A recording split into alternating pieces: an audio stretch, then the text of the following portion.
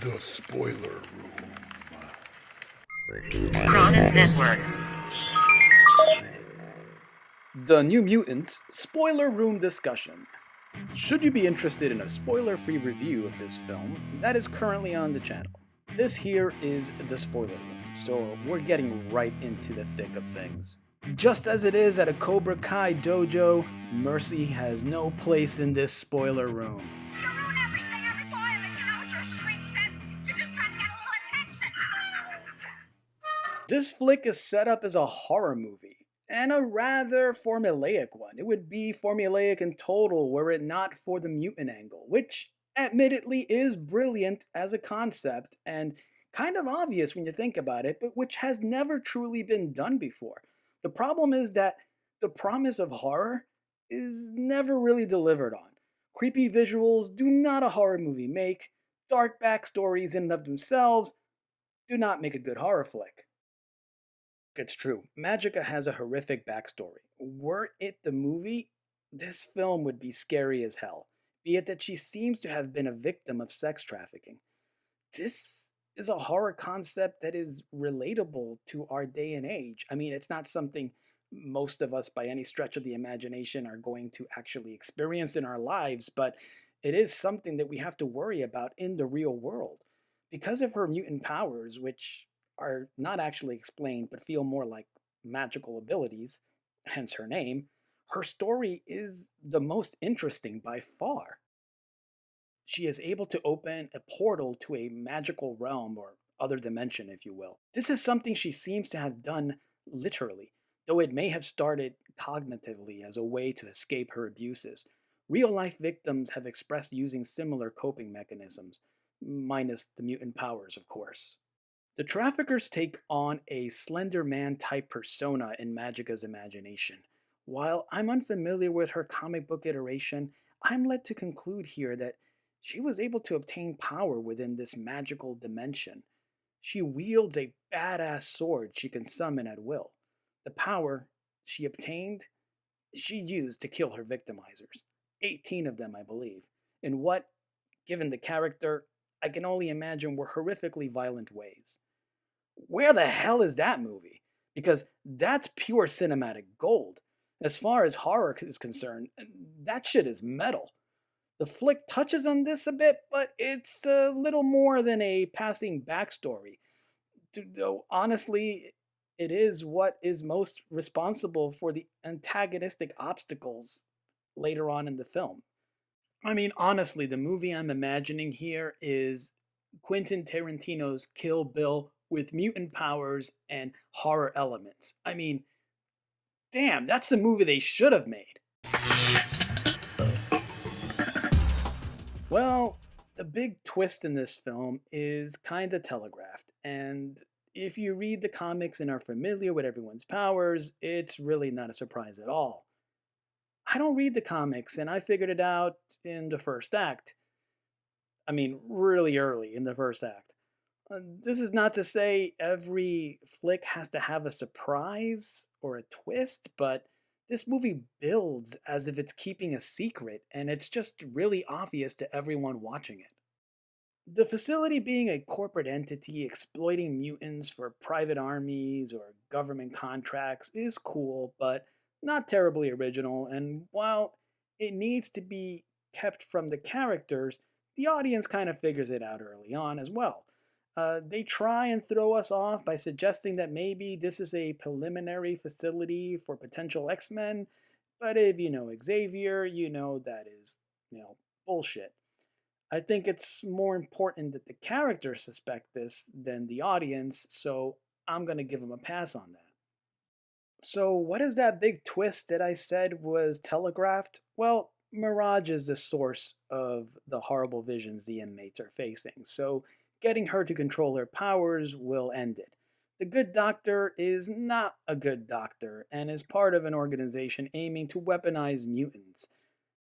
That is a secondary revelation in this film. Only this entity is not explored. Why? Waiting for a sequel? Why would this organization leave but one mutant to staff the entire facility? Why is there not a bunker with armored personnel to contain a breach?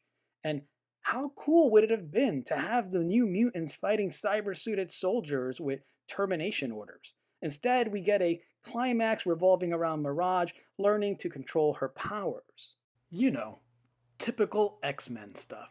During the course of the film, everyone's fears come to life, and that can be a cool concept, a la Flatliners. Problem is, Magica is the only character with worthy antagonistic figures for the New Mutants to fight. Otherwise, you would have them fighting a zombie girl, a sadistic dead priest, and the remains of some coal miners.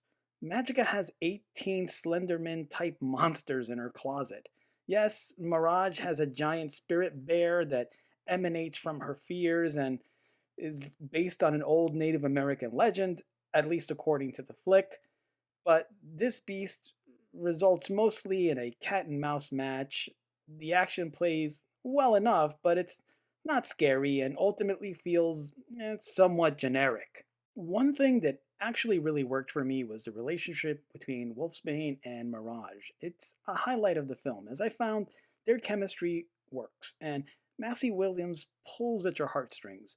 It's a sweet, caring relationship that could have been played exploitatively, so I'm glad to see it wasn't. It's actually part of the story and a driving force for Wolfsbane. In one scene, she really tears into their captors, into the good doc. It's what amounts to the film's big slasher moment, and that's entirely motivated by love. It's a great moment, and I just wish they had built on that a little bit more, explored that a little bit more, maybe focused on Magica some more, and not so much on some of the other, frankly, boring characters that were put into this film. Um, it's a waste. This could have been so much better a film. It's not a train wreck by any stretch of the imagination. It's, a decently well enough produced film, though honestly, I don't know where the $100 million budget went. It doesn't seem or feel like $100 million movie to me. But hey, this isn't the film that you're going to run off and buy the steelbook for or treasure for years to come. It's somewhat enjoyable if you want to get to the movies during this time where there's not a whole lot to see. Um, I gave this flick a 6.5, but honestly, it's more of around a 6. I just think I was really happy to be in a movie theater. I place it above average, but nothing particularly special about it. Um, it's, like I said, not a train wreck, but decent enough. I mean, if you want to watch it because you're a fan of the X-Men, or you want to have kind of a horror vibe with your X-Men and you've never experienced that and you think it's a cool concept, give it a shot because you may actually enjoy it a lot more than I did. I'm not the world's biggest horror buff. I'm really picky with my horror. I love really good horror. There's plenty of horror movies I'm going to give a shot at talking about here on the channel, but I'm not what you would say someone who eats up every single horror movie. For me, a lot of them are formulaic, uh, telegraphed, just paint by numbers, and this movie doesn't do anything to step outside of that framework.